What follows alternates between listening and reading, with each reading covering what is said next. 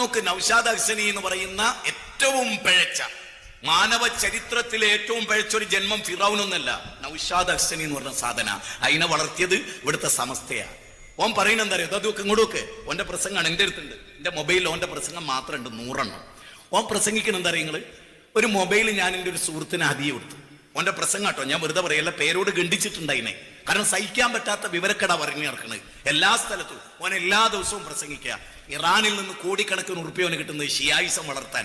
ജൂതന്മാര് വന്നിട്ടാണ് ഓന്റെ കുരുവട്ടൂർ പോയിട്ട് ഓഫീസിൽ മീറ്റിംഗ് കൂടുന്നത്. എന്റെ കണ്ണുകൊണ്ട് കണ്ട സുഹൃത്തുക്കളെ, എയർപോർട്ടിൽ നിന്ന് ഓന്റെ ടീം ഈ ജൂതന്മാരെയും കൂട്ടി ഇറാനിൽ വരുന്നത് ഞാൻ എന്റെ കണ്ണുകൊണ്ട് എന്റെ യാത്രയിൽ ഞാൻ കണ്ടതാണ്. നിങ്ങൾ മനസ്സിലായിക്കൂടെ? SS-കാരോട് പറയുന്നു. അത് നിങ്ങൾ നോക്ക്, നൗഷാദ് അഹ്സനി എന്ന് പറയുന്ന ഏറ്റവും പിഴച്ച, മാനവ ചരിത്രത്തിലെ ഏറ്റവും പിഴച്ചൊരു ജന്മം ഫിറൗനൊന്നല്ല, നൗഷാദ് അഹ്സനി എന്ന് പറഞ്ഞ സാധന. അതിനെ വളർത്തിയത് ഇവിടുത്തെ സമസ്തയാ. ഓൻ പറയുന്നത് എന്താ അറിയോ? അതൊക്കെ ഇങ്ങോട്ടൊക്കെ ഓന്റെ പ്രസംഗമാണ് എൻ്റെ അടുത്തുണ്ട്, എൻ്റെ മൊബൈലിൽ ഓന്റെ പ്രസംഗം മാത്രം ഉണ്ട് 100 എണ്ണം. ഓൻ പ്രസംഗിക്കണം എന്താ അറിയ നിങ്ങള്? ഒരു മൊബൈൽ ഞാൻ എൻ്റെ ഒരു സുഹൃത്തിന് ഹദിയ കൊടുത്തു. ഓന്റെ പ്രസംഗം കേട്ടോ, ഞാൻ വെറുതെ പറയല്ല, പേരോട് ഗണ്ഡിച്ചിട്ടുണ്ടായിനെ. കാരണം സഹിക്കാൻ പറ്റാത്ത വിവരക്കട പറഞ്ഞു നടക്കണത് എല്ലാ സ്ഥലത്തും. ഓൻ എല്ലാ ദിവസവും പ്രസംഗിക്കുക. ഇറാനിൽ നിന്ന് കോടിക്കണക്കിന് ഉറുപ്പിക ഓന് കിട്ടുന്നത് ഷിയായിസം വളർത്താൻ.